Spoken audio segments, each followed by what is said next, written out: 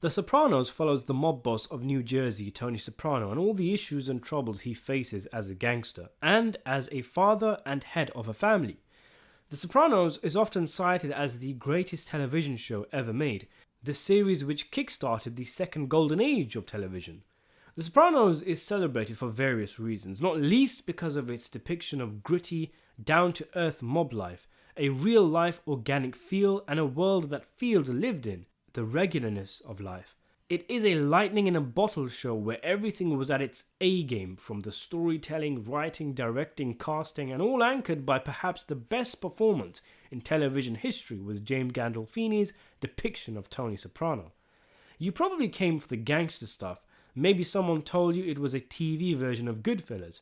And yes, the mob stuff is so good, you could argue the show is the definitive depiction of the mafia in the entertainment medium. However, as anyone who's watched the show, it's so much more than a mob TV show. In fact, really, the show is about a man's family life and the psychological problems he has. And he just so happens to be in the mob during La Cosa Nostra's decline.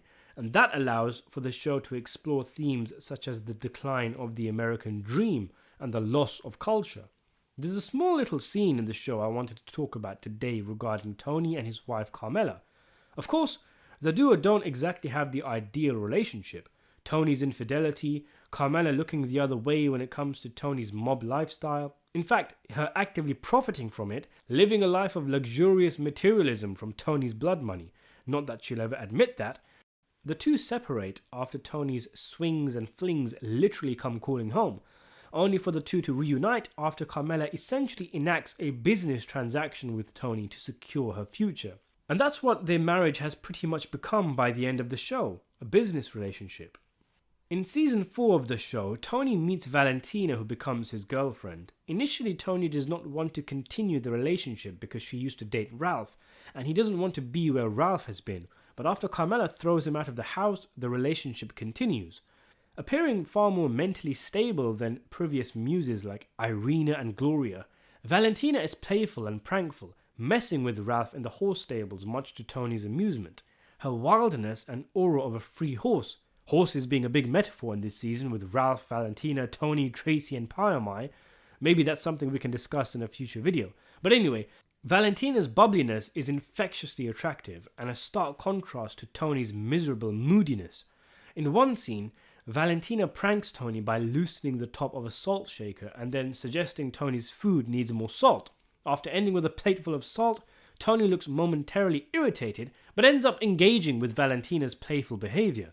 Later, Carmela is having a shower in 3 inches of water, and Tony, inspired by Valentina, perhaps wanting to inject a bit of childful playfulness into his spousal relationship, which must have existed in the early days of their marriage, pranks Carmela by throwing a cup of cold water in the shower. Carmela, however, is furious, and the two have a bit of back and forward, and both end the scene with atypical, miserable expressions on their faces. Mission failed, and the embarrassment it led to from him will probably deter Tony from trying anything like that ever again. It's a good scene, and it speaks to something Tony was getting at later in their famous Whitecaps argument about not being able to connect with Carmela. You know, you asked me the other day what Irene's cousin has that you don't have. And I thought about it because it's a pretty good fucking question. And yeah, she's sexy enough, even with the one pin gone, but that's not it. I could converse with her because she had something to say. I am here! I have things to say! Besides, bring the fucking chairs down and did you sign the living trust? She's a grown fucking woman who's been kicked around, and she's been on her own, and she's had to fight and struggle. Free to sit back for 20 fucking years and fiddle with the air conditioning and fucking bitch and complain and fucking bitch to me, to your priest. Who knew all this time you wanted Tracy and Hepburn?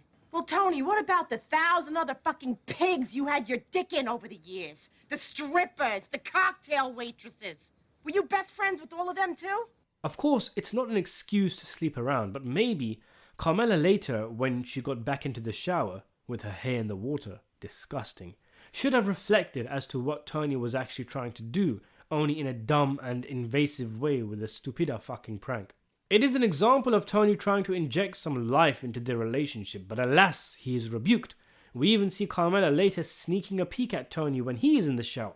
Maybe she's going to return the favor and soak him. But no, she just goes to steal money from the bird feeder. Still though, this scene is quietly brilliant, because if you listen carefully, the song that Carmela is singing in the shower before Tony pranks her is the tune of the Italian song that she danced to with Furio at his house party. It's a song that represents Furio, meaning that she was fantasizing about Furio in this moment, creaming for him in the shower.